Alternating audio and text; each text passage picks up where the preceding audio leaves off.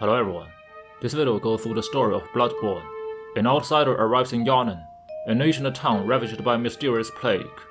The only thing we know about it at first is that town is looking for hunters for defense from a horrible plague.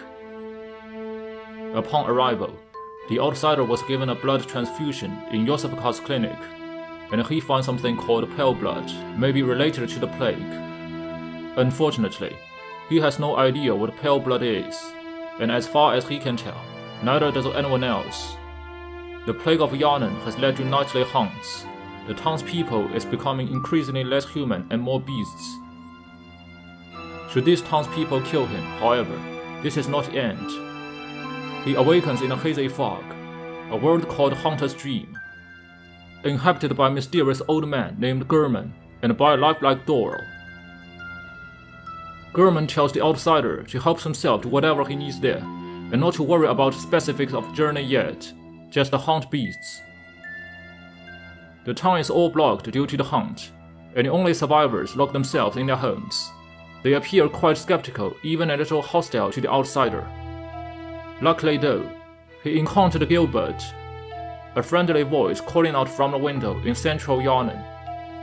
He's never heard of something called pale blood, but suggests the outsider to seek out the Cathedral Vault, from which the healing church is based. They were the ones who used blood to cure sick people.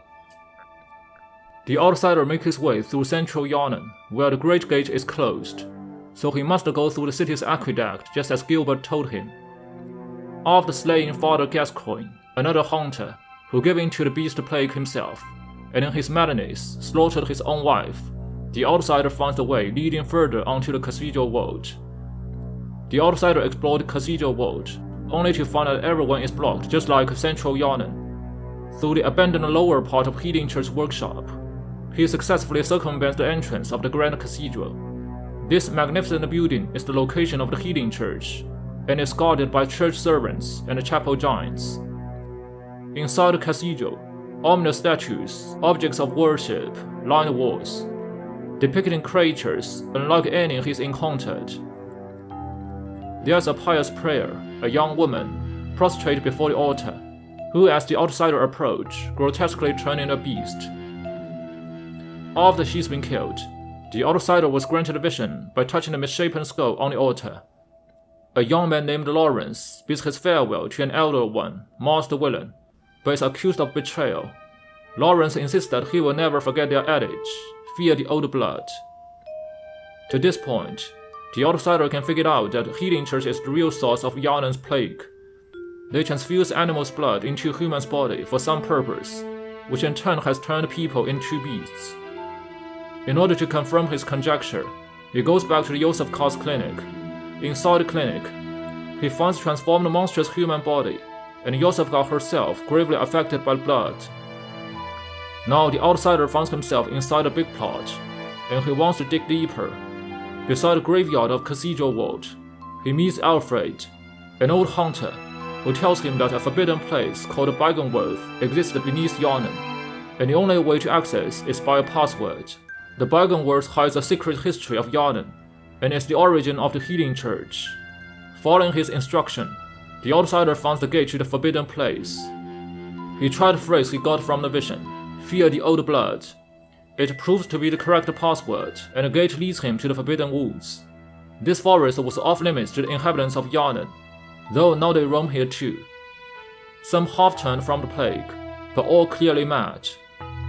As the outsider progresses further down into the forest, past the Three Guardians, the shadows of Yarnan, he finds Bygone College, a very old institution of learning. Bygone has long since been a forgotten place though. The discovery that took place there changed the course of Yarnan's history, and it is a secret which, so it is said, lies buried with the lake. On the college's terrace overlooking the lake, with a view of the moon, the outsider meets Master Villain, who is nothing like the man seen in his vision. This man is desiccated and overgrown by some of the lichen. As the outsider attempts to speak with him, the man only has the strength to point to the moon over the lake and groan.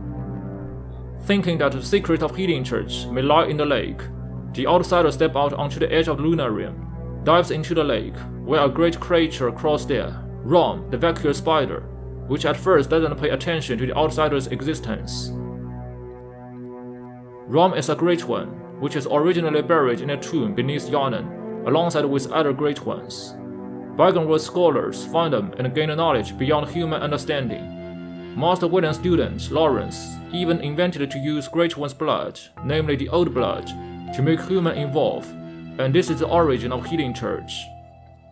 After slaying Rom, the outsider sees a woman in white, stares at the moon, now blood red, and taking up the entire sky, and he is transported back to the cathedral vault. The outsider finds himself in the church to the right of the Grand Cathedral. A humanoid creature, which is similar to the image worshipped in the Grand Cathedral, though its limbs mimic the posture of a spider, guards the door. No doubt, this is also a Great One, Amygdala, and it attempts to pick him up. If the outsider is picked up, he will be transported to a nightmare frontier, where he has to confront Great One and slay it in order to come back to the church.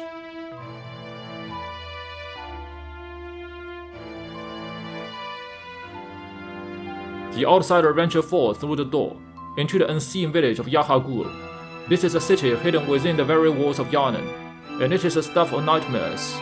Great Ones, as large as buildings, hang off steeples as far as the eye can see, watching and guarding the path onward.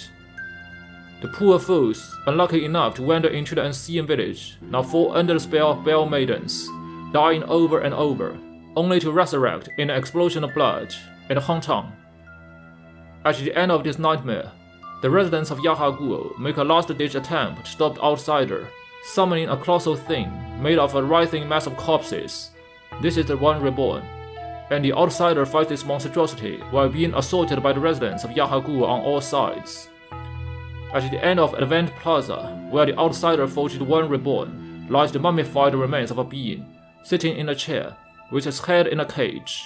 As the outsider lays hands on the body, he is teleported away to another area of Nightmare of Menses, where Murgo's Loft, a colossal structure larger than any seen up to this point, stands before him. Inside Murgo's Loft, within a labyrinthine library, the outsider finds a living man wearing the Menses cage he's seen corpses wear before. This man is Mikolash, the host of nightmares. The outsider must defeat him to continue adventure in Murgo's Loft. Finally, near the top of the tower, the outsider sees a woman in white, the same woman who was staring at the moon after he fought Rome. She does nothing but weep, and stare at the elevator leading to the pinnacle of the tower, as if upon something she greatly cares about. The blood on her dress implies that she has just given birth to a baby. Above this elevator, the outsider finds a large lunarium, at its center, a carriage containing a crying baby. As he steps toward baby, a Great One descends, the baby disappearing into the robes of Great One, Murgo's wet nurse. Murgo's wet nurse does not disregard the outsider like Rom, or merely play with him as Amygdala did. The outsider has posed a danger to its child, a threat it takes very seriously. In the end, the outsider realizes that Great Ones not only make humans worship them, but also use humans to give birth to their offsprings.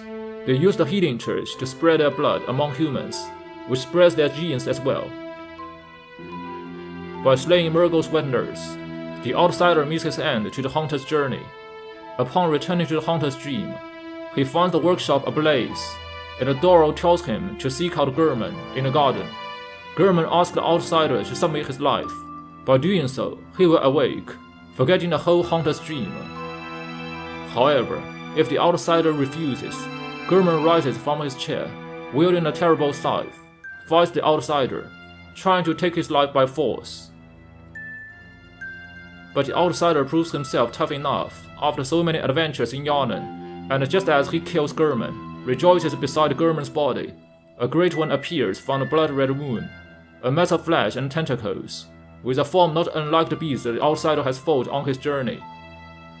Mesmerized by the being, the outsider is approached, taken in its tendril, and clutched tightly.